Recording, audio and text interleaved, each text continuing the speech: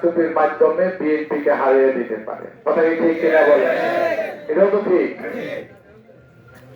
আরেকটা যদি এরকম হয়, বিএনপি পাস করে গেল, আমাদের নেতা তারেক সাহেব দেশের প্রধানমন্ত্রী হলো, কিন্তু আমরা গাজীপুর এক আসনে বিজয়ী হইতে পারতাম না, তাহলে বিষয়টা কেমন হবে? কেমন হবে বলেন? আপনাদের খারাপ লাগবে না? আপনি কি তখন বলতে পারবেন আমি সরকারি দলের কোন নেতা? কারণ আপনার আসনে আপনি হেরেছেন, এইখানকার সরকার তখন আপনি না। এইখানে প্রতিনিধিত্ব করবেন তাদের হারলে যিনি জিতবেন তিনি, আপনার সরকারের অংশীদার হতে পারবেন।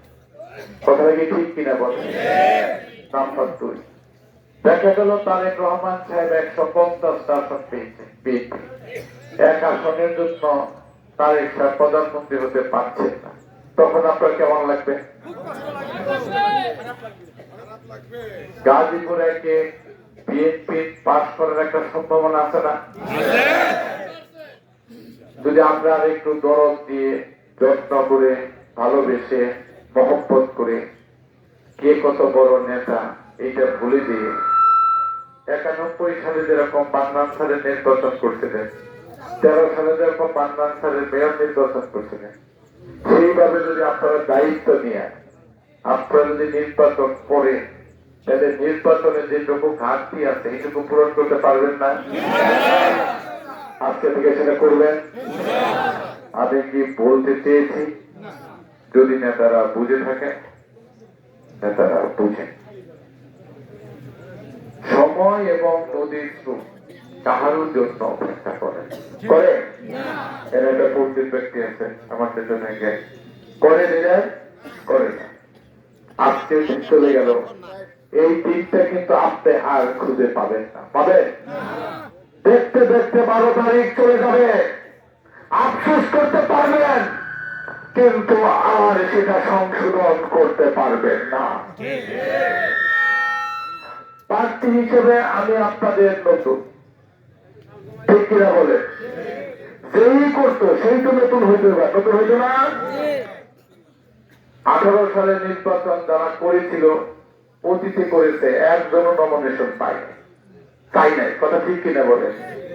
যারা আমরা চেয়েছিলাম তারা অতীতে কেউই পার্লামেন্ট নির্বাচন করি নাই, করছে শপথ ভাই কেউ? তাহলে যেই করতো সেই তো নতুন। কথা ঠিক কিনা বলে? তো তার মধ্যে আমি 20 বছরের অধিক এখানে মেয়র ছিলাম না? সুতরাং ওইখানকার জনগণ আমাকে বারবার জনপ্রতিনিধি হিসেবে মনে করেছে মুজিবুর রহমানের ভালো। দয়া করে আপনারা মেনে নেন, দয়া করে আপনারাও মন্ত্রের ভালো হিসেবে গ্রহণ করে 12 তারিখের 4:30টার পর যাতে আফসোস করতে না হয় তার জন্য দায়িত্ব নেন। একটা কথা মনে রাখবেন, জিয়াউর রহমান সাহেব যখন স্বাধীনতার ঘোষণা দেয়, ওনার উপরেও কিন্তু অনেক বড় নেতারা ছিল, ছিল না? মানে অফিসার ছিল না? কেউ কিন্তু দায়িত্ব নিয়ে স্বাধীনতার ঘোষণা দেয় না, দায়িত্বটা কিন্তু জিয়াউর রহমান সাহেব নিয়ে দিয়েছে। সুতরাং জিয়াউর রহমান সাহেবই পরে নেতা হয়েছে। কথা ঠিক কিনা? জনগণ যার দিকে তাকিয়ে থাকে সেই কিন্তু নেতা হয়।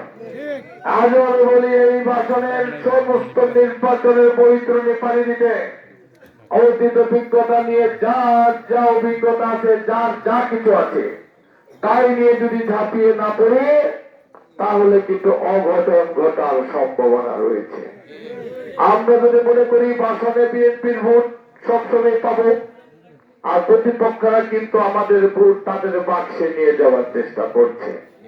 তাদের নীতি নাই, আদর্শ নেই, তারা আওয়ামী লীগকে তাদের দলে দেয়, বিএনপি কে দেয়, তারা অহনটা রোজা খিচুড়ি মার্কা দল হয়ে গেছে। কথা ঠিক কিনা বলে?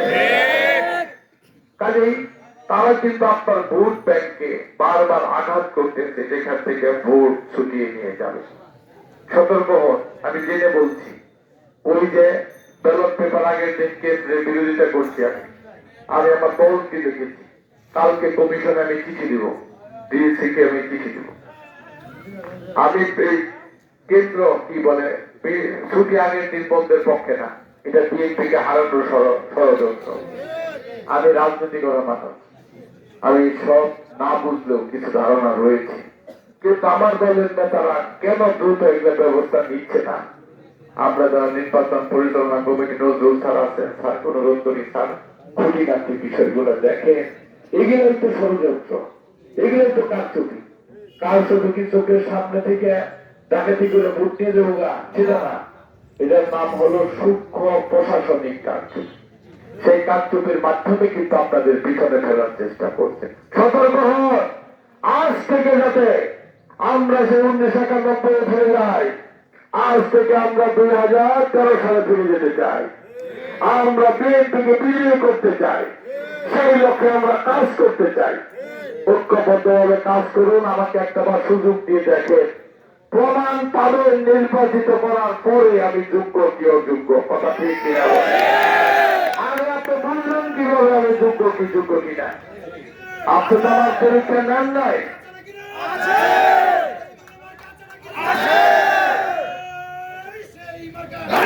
থামো না ভাই, ভাই ভাই থামো।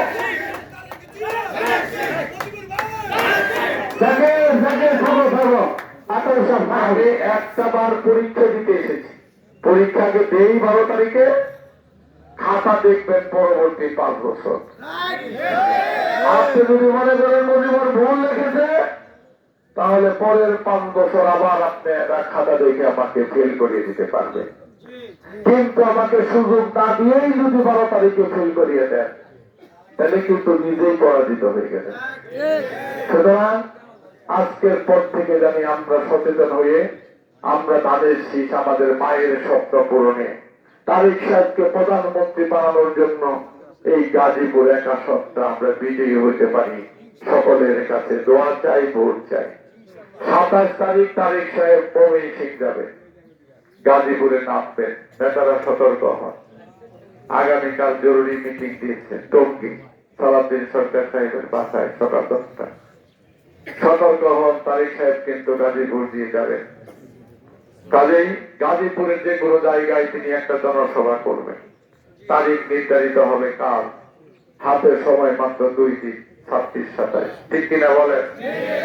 সেই জনসভাও করতে হবে, নির্বাচন করতে হবে, বিজয়ী হতে হবে, ঘরে ঘরে ভোট চাইতে হবে, মহিলাদেরকে আমাদের মাঠে নামাইতে হবে, ঘরে ঘরে পাঠাইতে হবে, এবং নির্বাচনের যা ত্রুটি রয়েছে দ্রুত তা সংশোধন করে 12 তারিখে ধানের শীষের বিজয়কে সুনিশ্চিত করতে হবে।